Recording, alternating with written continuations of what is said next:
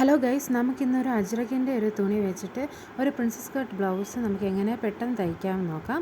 ഞാൻ ഈ ബ്ലൂവിൻ്റെ കൂടെ കോൺട്രാസ്റ്റ് ആയിട്ടൊരു റെഡ് കളറും കൂടെ ആഡ് ചെയ്തിട്ടാണ് ചെയ്യുന്നത്. നമുക്ക് വീഡിയോയിലേക്ക് പോകാം.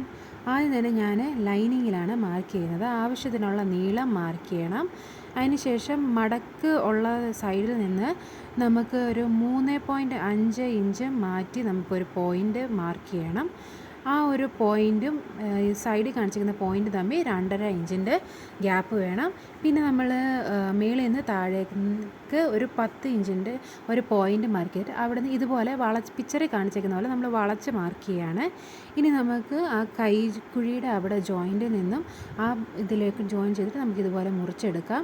ഇനി ആ നടുക്കുള്ള ആ പീസ് നമുക്ക് ആവശ്യമില്ല.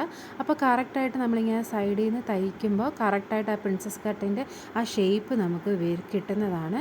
പിന്നെ നമുക്ക് ഗജ്രക്കിൻ്റെ തുണിയിൽ നമുക്ക് സ്ലീവ്സ് മാർക്ക് ചെയ്യാം. ആവശ്യത്തിനുള്ള നീളം മാർക്ക് ചെയ്തതിന് ശേഷം നമുക്ക് താഴെ നിന്ന് ഒരു 2.5 ഇഞ്ച് മാറ്റി ഒരു പോയിൻ്റ് കൂടെ മാർക്ക് ചെയ്യണം. എന്നിട്ട് ആ പോയിൻറ്റിലേക്ക് നമുക്ക് വരച്ചിട്ട് നമുക്ക് കൈക്കുഴിയും ആ പോയിൻ്റിൽ നിന്ന് നമുക്ക് കട്ട് ചെയ്തെടുക്കാം.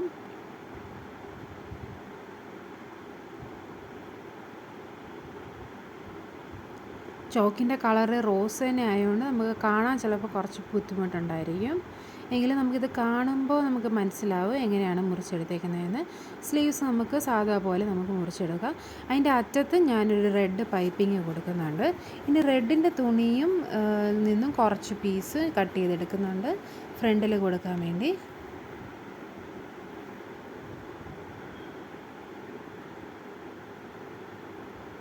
ഇനി ഇത് ഞാൻ ബാക്കിൽ ബോൾസും കൂടെ അറ്റാച്ച് ചെയ്യുന്നുണ്ട്. റെഡ് കളറിൽ ബോൾസ് ഉണ്ടാക്കിയിട്ട് ഞാൻ ഫിറ്റ് ചെയ്യുന്നുണ്ട്. ഇതാണ് തയ്ച്ചതിന് ശേഷമുള്ള ഫൈനൽ ലുക്ക്.